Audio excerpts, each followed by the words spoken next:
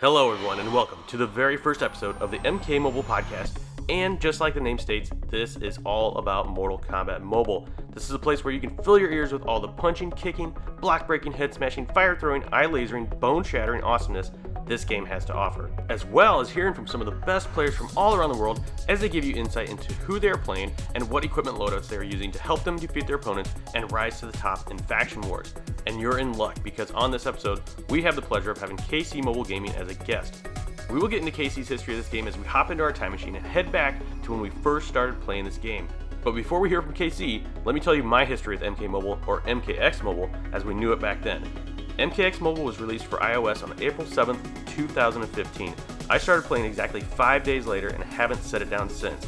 With exactly 1,920 consecutive days played, I've enjoyed every minute. But even with all this game has offered, what I enjoy the most is being able to talk with all of you that have the same passion and appreciation for it as I do. So with that, let's get into the interview with none other than KC Mobile Gaming. Well, the time flies, seriously, and I definitely appreciate you sparing me some time so we can do these. So especially today, since we got all the a little bit more info on this next update that's coming out, because it's interesting. Although 45 had already a very good point, is like that it will be contradicting with MK11 Jade's passive if that thing is resistant to the buffs. Yeah. Which is something you don't want on MK11 Jade. Exactly. Yeah, I'm not sure why they even put that in that equipment. It doesn't make any sense to her. And if that is specifically one of her equipment cards she needs to perform the brutality, which it looks like it is, that's kind of a letdown. It's kind of a letdown that they look past that. But as I said, I'm not sure if they might change her passive completely. It's just like that they go a completely different route once they transform her to Diamond. Right. You never know. Because that could be. Yeah. So in my mind, it's just like a casino. They're going to change characters in their favor. So at the end, they always win. You know what I mean? Like they're not going to give anything away for free anymore. I think those days are over. Which with that kind of ties in good with what we're going to be talking about is the early days of MK Mobile, or how we came across it, MKX Mobile. So we can maybe just get started into that right now if you want. So let's hop in the time machine and go all the way back to when you first came across this in the App Store, or do you play on iOS, or are you Android? I'm on Android. You're on Android. So when you came across it, tell me what you were thinking. Were you excited about it? What was going through, and when was that as well? Like just kind of give us a time frame. Well, the thing is, I started out in May 2017. Okay. And at that point, I just moved to a different country. And it happened to be that I was sending basically a lot of my CDs and games and DVDs just the postal way. Sure. I just packed them in a big pack and were sending them. I hopped on the plane and waited then for these packages to arrive. Right. As they arrived, I noticed that a lot of stuff got stolen, including all my games. Oh, no. So I basically had my PlayStation 2. I never had PlayStation 3 or 4 or anything, but I had all my Mortal Kombat games, Deadly Alliance, Deception, Shaolin Monks, all that stuff was gone. Nice. Oh, that's terrible. So I had a PlayStation 2 without a single game. Oh, man.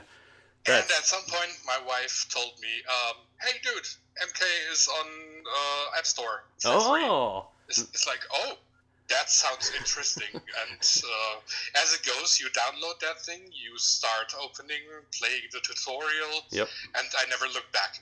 So looking at it, you were a huge fan of this game anyways, so this was just kind of like I was a big Mortal Kombat fan since Mortal Kombat 2 back then in the original Game Boy days. Oh, nice. So I must have been 13, 14 years old maybe or something, maybe even a little bit younger. So that was already at the time when I started playing Mortal Kombat. Of course, then on Game Boy you have terrible graphics and stuff like that, and then just seeing the mobile game and how the graphics looked just compared to a Game Boy that was designed to play games, whereas the phone was usually designed to make phone calls and maybe send SMS, or Exactly. And then I saw these incredible designs and graphics, and all these characters and the colors, and wow, I was blown away what is possible with technology today. I have to agree with you there. I think it was a lot of what you just said. Just the fact that these characters look so good, the backgrounds were amazing, different Yeah. from any other mobile game that I had been playing at the time. I mean, I can't even remember the games I was playing before this game, honestly, because I've just pushed them out of my memory. But just the fact that I could see my favorite characters from those games now available to me on a mobile platform was awesome. So Absolutely. Yeah. I was happy I to see can that. absolutely relate to that. Yep. And I That's didn't. like the moment I opened that game, I fell in love. Yeah. Oh, 100%. Same here. And I didn't have a whole lot of history with Mortal Kombat before this. Obviously, the original Mortal Kombat I played on arcades. I was terrible at it. I was constantly getting owned, left and right by kids way younger than me, which was very embarrassing. But that is what it is. And then I had UMK3, which on the Sega Genesis, and I played the crap out of that. I mean, I absolutely love that game. And so just reinforced me downloading this back in May of 2015 when it originally dropped. So I kind of remember, like, in the days between the Game Boy phase and the time where I bought my PlayStation 2, I also had the Super Nintendo. But I never owned Mortal Kombat on that thing itself, so I never had that game. But I remember that friends had that sometimes, and then either they borrowed it you for a few days or so, or you went over to their house to play together. Yeah. So I'm not sure if that was Mortal Kombat 2 or 3 or something. Yeah. It was just like we played Mortal Kombat, and we were hyped out about it, but that was like all in terms of connection that I had with the Super Nintendo version. Back in the true... And then I also heard that there were like so many different versions, like the one had blood, the other one didn't, stuff like that. Yep. I never picked up on that because, as I said, we had just a few hours fun with that stuff. Oh, you talking about bringing games over to other friends' house or vice versa, that brings back some memories. That's like the true days of co-op play. Like Absolutely. You had actually make time and make sure it was okay that they came over, and that was just such a good feeling when they came there and you saw that game. You're like, yes, this is gonna be then sweet. usually their mommy cooking stuff for you and stuff like that. Yep. It was a great time. It's a perfect mix. It's like, boys, I made cookies. Do you want some? Yeah, of course. Give me those. Fatality. Oh, that's cool. So like, I think another thing that really drew me into this game was just being able to mix, and this is still happening today, just being able to mix and match all these different characters just to see, who worked good with others, who didn't, depending on their passives. And that still is an enjoyment that I get out of this game to this day. It hasn't dropped at all. Absolutely agreed, but I would even include the gear pieces because, it really can depend on what kind of gear you put on a certain specific character. Yeah. It can completely change that gameplay. 100%, and that so really. It's not just that passive; it's also the gear. That's right, and I would say back when I started playing it, the gear was there. It wasn't, and it had some perks here and there, but it definitely wasn't as intense.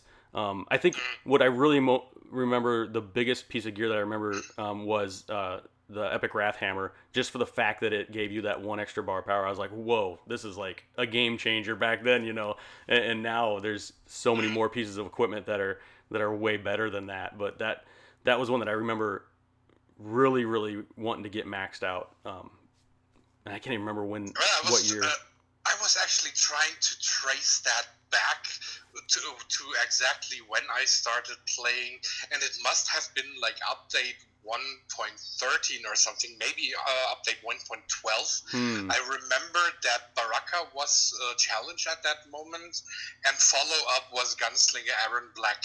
And looking back at the list, it seems like right in that time frame, stuff like Treacherous Tanya got added, and characters like that. Okay. And the only way to get that Wrath Hammer was through those equipment packs. There was no other way you could do it. And I would just I would play as much as I could to get those 70,000 coins or whatever it was, and instantly blow them on those packs, and just to hopefully get it. And I do have a video, and I still have it in my archive of when I actually maxed that out, and I'd like to take a look back at that and see what year that was. But it's been a long time. It's been a long time since that piece, came out.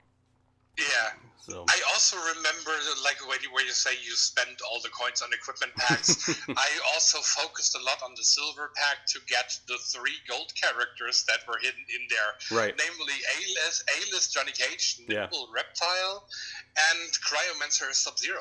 Yeah. Yeah, it was a kind of an extra perk having those in there and being able to get them via that pack. So yeah. Well, this kind of ties in nicely with the next or the next thing I want to talk about with the history of this game and with your history of this game, Casey. Just memorable moments, and this can be pretty much anything from favorite character releases, challenges that you found fun, and challenges as in let's say the Cold War Sonya challenge or the Aaron Black challenge or anything like that. Is there anything that really stood out to you that you still carry on today, just the memory of that? Well, definitely one of the very, very big memories is as they added Relic Hunt. Yes. With Shao Kahn as the final reward, the first character who was able to perform a brutality, even though we didn't get it like in letters on display. Yeah. But it is a brutality. Let's not fool around there. It certainly is. It certainly is. Yeah. And it's funny. It's funny that they. Oh, go ahead. Another Casey. thing that I really liked a lot was the Aaron Black challenge, as you mentioned, especially because of that death wheel, where you really had to get that timing right to not get the death bullet. Yes, that also. Which then also carried nicely over to the classic Ermac challenge that we got a little bit later than. Classic Ermac was like another challenge where you had this Ermac explodes, and if you hit the wrong one, it kind of takes you out immediately. Oh, that's right. I forgot about that challenge. And it's interesting you said the Aaron Black challenge, because that was one of the ones on my list as well, and mainly for the fact that it had that test your fate wheel, and that was one of the first challenges my team lost because of that wheel. And when that death bolt hit you and your character exploded, it blew me away. It was like, whoa, because that was technically kind of another brutality in a way, or fatality, or whatever you want to call it. But it was just it was totally unexpected because they didn't market that. You didn't know it until it happened, and that I really enjoyed that. Absolutely, yeah.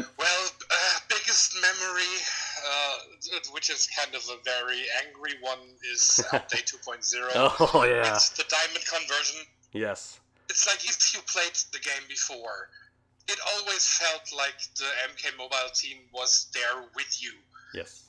They released challenges, they released early access packs, they did those constant streams back then on the Watchtower, like in combination with Injustice 2 Mobile and MK Mobile News or MKX Mobile News back then. And it was always like they were sitting there together with you and explaining you what they did and the progress they made and what they're planning for the future and how they are dealing with hackers and all that stuff. And it really felt like we are one symbiosis with players and company together. And the moment this 2.0 update happened, we kind of assumed because the MK11 console version just came out, it would be like an enormous celebration on mobile as well. It's like fireworks going off in MK Mobile. Yeah, if we only would have known. And all we got, number one, is they took away the old store. Yeah. Which was not that big of a deal for me because already before the conversion, we already got the notice that many cards will change. Yeah.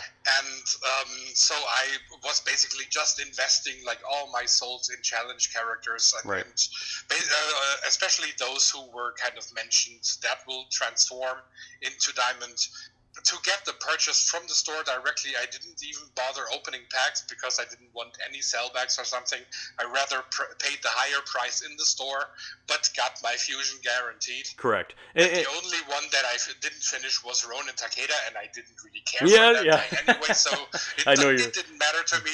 So basically, as the 2.0 conversion came, I had like 20 new maxed out diamonds. So even with the fact that the fact that there was no store and most of them turned to diamond, you still saw the dilemma, though, I'm sure, of what they just did. Well, of course, I saw that. At first, also, I thought it is a pretty good move because, like, to a player like me who bought everything from the store prior, it was amazing to be able to purchase stuff like cybernetic Jackie bricks because I never played MKX on the console. Oh, sure. So, characters like Injustice Scorpion, Cybernetic Jackie, Classic Kitana, Farmer Jax. Yep. All of those were absolutely just available via Test Your Luck. Right. And I had so little luck with that. Over years I was not able to max out a single character. Yeah. And in the new store, these showed up for a very reasonable price. And since I had everything from the old store, it was like I welcomed the new store in that matter. Sure. But I also saw the big problem for newer players. Yeah. Because, like, how are these new players able to purchase their characters, like, even if they have a favorite character, yeah. Like, when I started, my first thing was like I wanted to have Inferno Scorpion. I didn't care about ninjutsu or something. I wanted Inferno. Right. And back then we only had 18 souls from dailies, nothing else. We had, challenges were up for 2 weeks. So That's right. We had normal and hard difficulty. Plus, then every 2 weeks only a challenge. So that was. What was that? Maybe 250 souls or something? Yeah. It was not really that extreme. It wasn't extreme Plus at all. The 18 souls a day, so it took a very, very long time to really save up for Inferno Scorpion. And even though I got like Bujutsu Kumjin as my very first gold character, and I was so hyped, fuck yeah, I got a gold. And then I kind of learned that having a gold on Fusion Zero is kind of useless. Yes. Instead, a maxed out silver can kick that thing around like nothing. Yep, it really embarrasses him. Good times, I tell you. Well, But then I finally was able to buy Inferno Scorpion in between a silver. My first one I saved up for was a silver Ermac. Because basically since day one, I'm an Ermac main. Yeah, I knew that. Well, I'm. So Silver Ermac was the first target just because he was the cheapest in terms of we can buy him just for coins. Then saved all the souls simultaneously at the same time for Inferno Scorpion. And then just took whatever drop came my way. Sure. Yep. At that point, that's all you can hope for. And I want to circle back to what you said before. Before the 2.0 update, you nailed it. The team at NetherRealm was really open about what they were doing. They really connected with the players. And here's my theory on that, and I might be totally wrong. I think that's because the developers were still in control. I think the actual game developers were still in control before MK11 dropped and the 2.0 dropped, where they put a price tag on everything. So that I'm glad you brought that up, because that is a good memory. Getting to hear from JJ and Mick and I think Ray McCaffrey was Ray was too. there. Yeah, those were fun days, because you're right. They explained exactly what they're doing. They knew the issues. They kind of gave you a timeline of what they're doing, of that we're working on hackers, we're doing this and that, and that was really nice. I want to add one thing too. Another challenge that was memorable for me back in the day was the Cold War Sonya challenge, and the only reason it was because it was the first time they added interactables. Well, not so much interactables, but she brought in those 2 drones. They would fire bullets at you, they'd disappear. Then all of a sudden that wind would come in and freeze your opponent, but you'd still move, you're just slowed. And I thought that was really fun, because that was the first time anything like that had ever happened. It was just neat to have that happen as you were playing. It was more enjoyable, more stuff happening all at once, and a little more challenging as well. So just wanted to add that in there real quick. Also very, very interesting was to see how the entire game developer team reacted on Twitter. Like when 2.0 dropped, I remember there was this extreme outrage. It was not only on Twitter, also on Facebook. Basically, every single post they made, there were people yelling at them, bring the old store back, the new store sucks, just get rid of this annoying casino. We are constantly losing souls. This is not fun. We are quitting the game. I've played 2 years and now I'm leaving. It's like I cannot bear it anymore.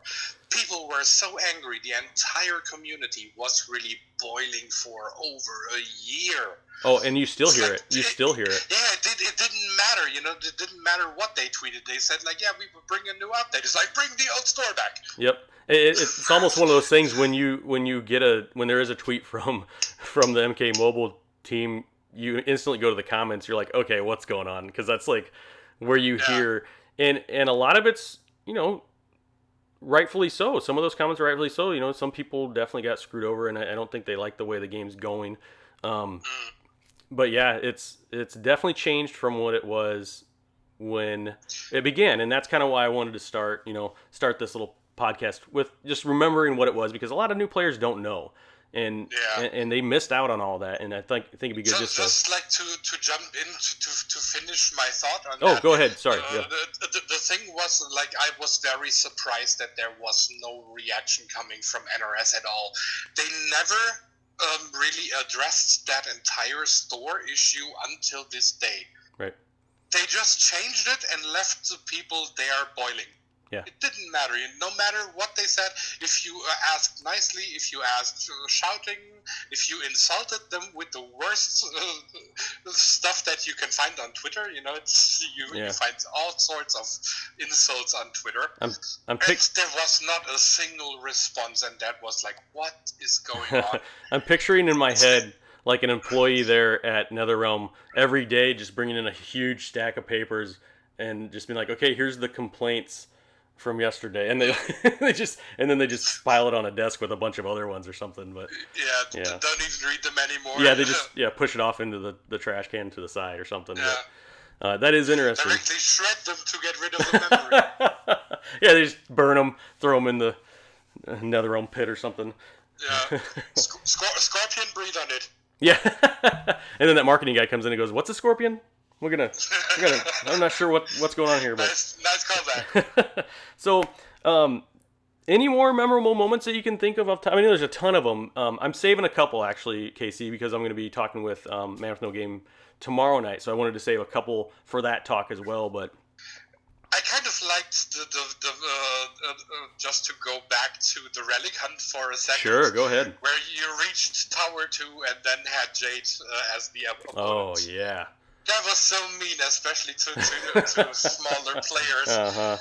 I would understand if that were Tower 5 or something. But right. Tower 2, come on, NetherRealm, that's really a dick move. Yeah, it really was. And it's interesting, too, because, Casey, and tell me if I'm wrong, but I feel like being a veteran player, having a pretty robust assortment of characters, a robust roster, there's really not too much stuff that's challenging anymore. The towers that they introduced were the first really challenging thing that I feel the veterans have come across in a long time, just because of the equipment needs and everything else. But as a new player, that Tower 2 coming across Jade, good luck. You're gonna have some issues. Yeah.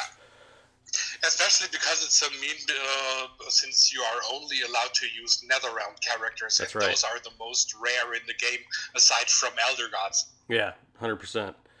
Oh. Although back then, just another nice callback was the NetherRealm pack for 950 souls or something. 800. Including Warlock Quan Chi, Revenant Sub-Zero, and Revenant Jax. All 3 characters guaranteed to drop if you just buy that pack. Yep.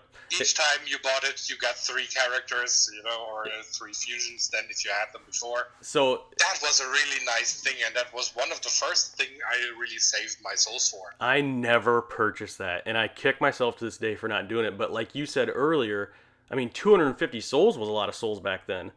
And for me to justify I think it was 800 or 850 souls, I was like, nah, I'm never going to do that. Well, now I'm wishing I did. But yeah, that was a pretty good patch. It actually was my first thing I really started saving for. Oh, cool. Because I looked at it this way, it's like I'm getting 3 characters guaranteed. Right. I always enjoyed playing Jack Spriggs, the Revenant version, yes, which many people don't understand. Even to this day, as a diamond, he gets a lot of hate. He does, doesn't he? Which is kind of weird because like he is never meant to be that extreme damage dealer. He is the tank who is there to absorb damage. Right. Yeah. Sub-Zero is the one who's got to do the hitting. Yeah. You know, the hard stuff. He does the heavy Jack's hitting. there for absorbing, and if in case anything should go wrong, Quenchy is there as the backup. That's right. Yep. Revenant that was the team. That was the way it was designed. Yep.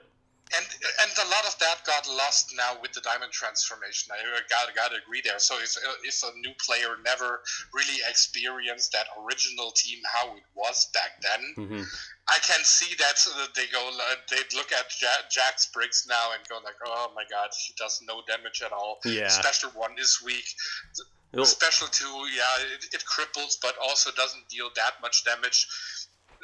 Jack Spriggs is simply a strategic character. Right. If there is somebody with Revenant up, you with a Revenant shield or Bone shield, you tag him in for a special 1, unblockable, or a special 2 to cripple, just in case you want to disable a dangerous special attack.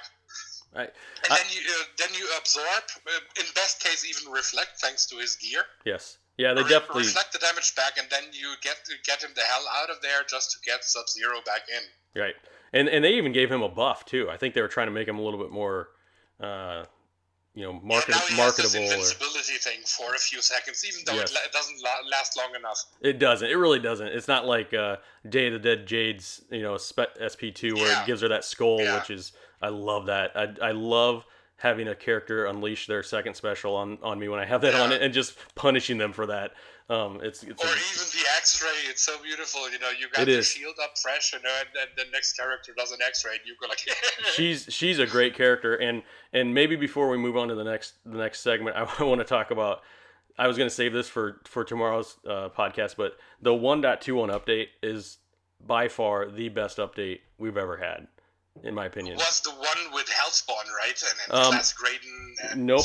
And it had Day of the Jade, Leatherface. Day of the Dead. I'm in the picture now. It was right around Halloween time, and they just went all out. And to this day, I made a video where I even made a little trophy for it and put it up on the shelf just to remember that. But that was fun. So it was actually interesting as I was looking through that list of updates that have come out during the years, to see that Leatherface got released in one update. Yeah. And directly with the next update, he became Diamond. That's right. So he had a very, very short shelf life as a gold. He did. Back then, still called Pretty Lady Leatherface. Yes. Yep. That carried over even then with the Diamond transformation before they then started giving them like real teams like the Black Dragon team, Day of the Dead team, Circle of Shadows. Yeah, it was a complete overhaul. Complete overhaul for a lot of that stuff. And I think... But Leatherface was like one of the very few characters who immediately got transcended to Diamond. That's right. So if you played him as a gold, you were lucky because those days were rare. Yep, we got lucky. I have some footage of it. Maybe I can release that, but well, I think it's maybe just like 3 months or so, and then it was fast. Changed. Yeah, it was. Well, it was. So that would have been October of 2018 that they released that 1.21, and then it would have been January of 2019. So yeah, it wasn't that long that he was a gold. Yeah. Basically. So, well, let's move in. Unless you want to make sure you have anything else you'd like to add for that segment. Nope, I'm done here. Okay, sounds good. Move on. Yeah, let's move on to a little thing I like to call Test Your Might. I'm stealing that, by the way. I didn't come up with that, obviously, but that sounds interesting. Yes, and you won't hear it, but I'm going to add in the low voice when I say test your might, so it'll sound like it's coming from the game. But anyways, what this is just a fun little game where I'm going to read to you, Casey, the passive of a character, and see if you can guess what character it is. And I've got 3 of them. We don't have to do them all. I'm going to start easy for you, okay? Okay. So I will give you the name of the passive, which is Netherrealm Power. And the description is, when using special attacks, this character has a 40% chance to get it free. All Circle of Shadows teammates... That's Circle of Shadow Kung Lao. Yep. I was going to say, I wanted to start a little easy. Now, okay, the next one, I can't say the name of the passive because it would give away the character. All right. On tag-in, this character receives a speed increase, 100% basic attack damage, and 25% critical hit chance for 5 seconds. That must be Black Dragon Cabal. Nope. I'll give you a clue. It is a gold character. A gold character that gets a speed increase. Yes. Then it's MK11 Cabal. Nope. Do we have a character that has a speed increase on tagging that is not Cabal? We do. I'll give you another clue. It's a he, and I don't use him a lot, but his fists are very fiery. Flaming Fist Liu Kang. You got it, I yep. didn't know that he has a speed increase. I thought he has just like this enormous toughness boost. He does. He gets a quick speed increase. It's so short-lived, though, that it doesn't, in my opinion, really make a difference. Well, was that this 3-second thing, right? Well, it says 5 seconds actually in the game, but I thought it was 3. Honestly, maybe they increased it without us knowing. But maybe it takes so long because when you tag him in, he also needs like 2 seconds to kind of get ready. He does. You're right. Yeah, he gets in his stance. He's got to light those fists on fire. So okay, this is the last one. This would be on the hard scale. So the passive is called Deadly Arts. And he gets 5% increase attack for all martial artist teammates.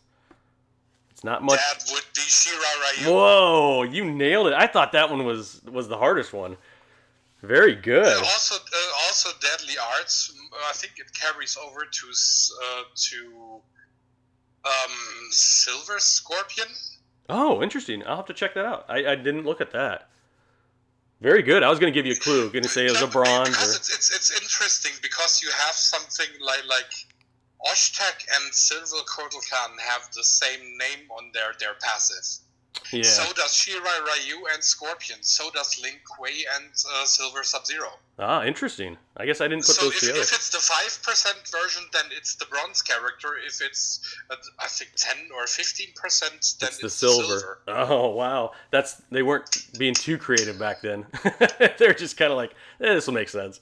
Well, good job, Casey. Damn, I was like, if you asked me that question, I would be sweating because there's no way I can recall that. I ruined Flaming Fist Liu Kang forever now. No, you. So I apologize to all Liu Kang fans.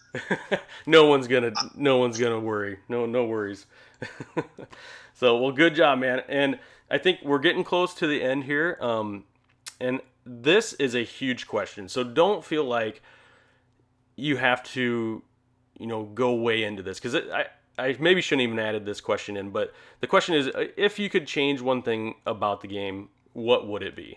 I think it's good to know, coming from another veteran player, what you think would be a wise choice for this game to take a direction on.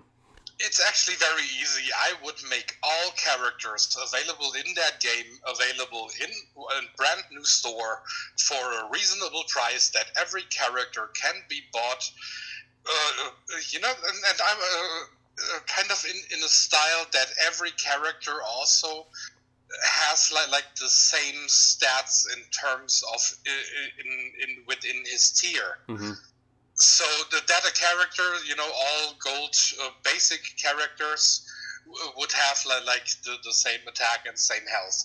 Then all gold challenge characters would of course be higher on that list, cost a little more, but then also complete the same attack and the same stats within that realm.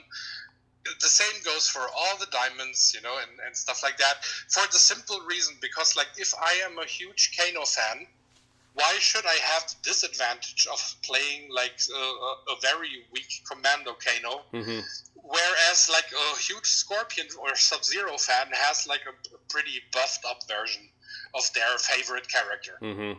Yeah, that's so a good point. I kind of want to make that even for every player, that you can say, I'm a Reptile fan, I'm a Kano fan, I'm a Sonya fan, whatever it might be, that they all have kind of the same basics set to start with.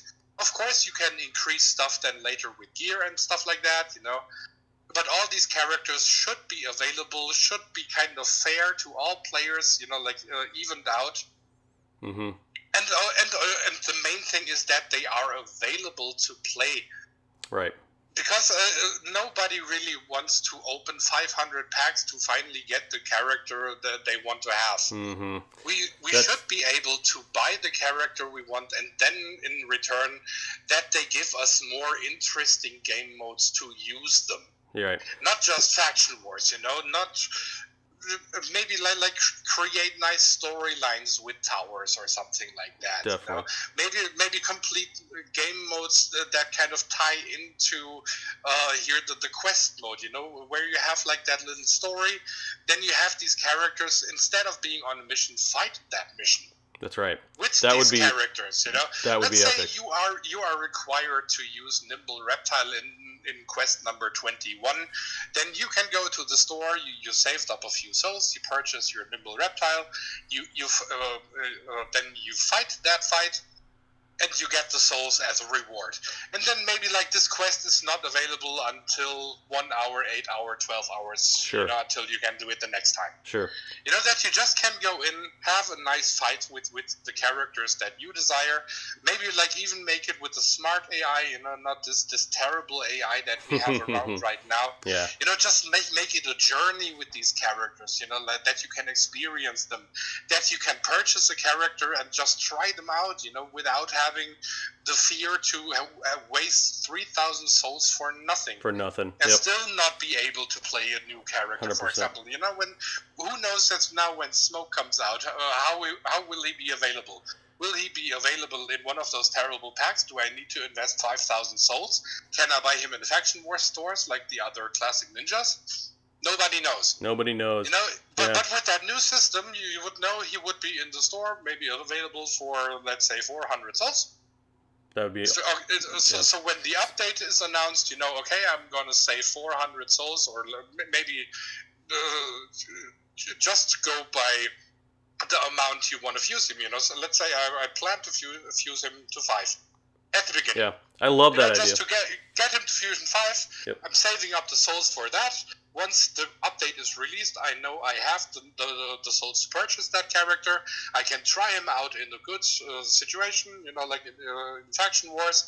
I have maybe five other characters on the same level. Right. I love that Something idea. like that. I love that idea. I think you're right. I think they need to maybe try to move this game from free to play to fair to play. They need to treat their customers better and give them a fighting chance with these characters, and try to just shed that gross corporate skin that they've grown after 2.0.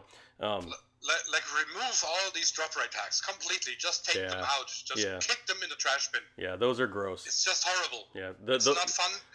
The ones that really, and this may be the next talk. If you're still, hopefully you're still listening at this point. But KC and Man with No Game 45 and I are going to try to do a 3-way call. And this is probably new to you, KC, but for the third episode of this, which is 2.0, what the hell happened?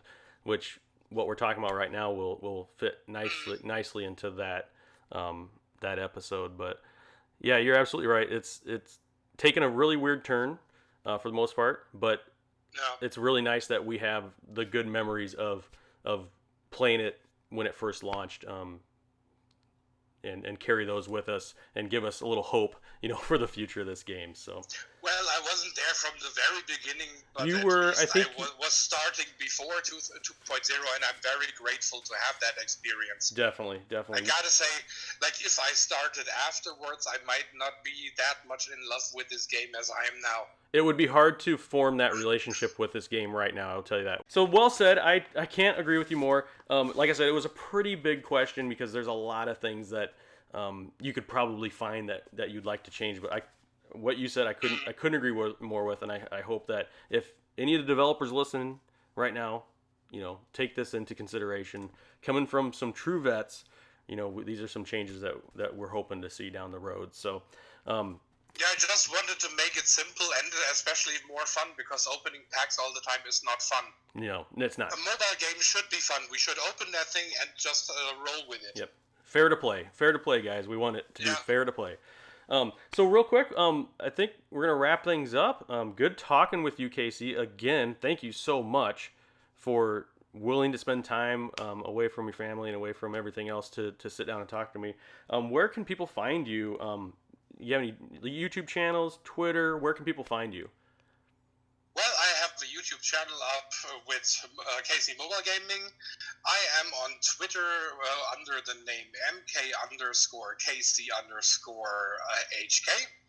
I am on Facebook as KCMobile Gaming YT. And I think that's pretty much everything, because I don't have Instagram or anything like that. So those three should be enough. Perfect. Basically, if you are finding my YouTube channel, you will get all the links in the description below, and you know how that goes. Well, perfect. Well, let's make a simple start at my channel. We do the rest. That sounds perfect. Well, if anything else you'd like to add, Casey? Well, thanks a lot for having me. It was an amazing time I had with you, as always. And I hope that this episode got a lot of new players kind of more excited for what's to come maybe in the future, because the game is constantly changing. It is. There are some really stretches, and we really have to sit through and endure sometimes the stupidity NetherRealm unleashes upon us. Mm-hmm. I really got to be absolutely honest here. Sometimes I am just pissed. I'm totally pissed what they are doing with their players. It's a roller coaster of emotions. On the other side, it's such a great game. I love this game to death. I'm playing it every day. I have a consecutive days login of over 3 years now. Yep. And I'm not going to stop unless something unforeseeable is stopping me and really taking me out of my breath. Same here. I will keep going until the bitter end. Sounds good, man. And I couldn't say it better myself. So with that, everybody, please subscribe to KC, follow him on Twitter, and subscribe to him on YouTube. I will put links to this in the details below, so check him out definitely, and stick around, because he is hopefully, if he's willing to, be a guest in future podcasts. Because I'd be happy to. Because I really, really do value his opinion, and I value his yours. I guess I'm talking to the computer. I can talk to you, Casey. I value your opinion, and I value your expertise in this game, because you especially have just an unlimited encyclopedia of knowledge on this game. So I want to thank you again. Well, I've wasted a lot of time in that game, so that's where it comes from. That's perfect, man. I think we both have. So anyways, yeah. That's it. Good talking with you, man. Thanks, man.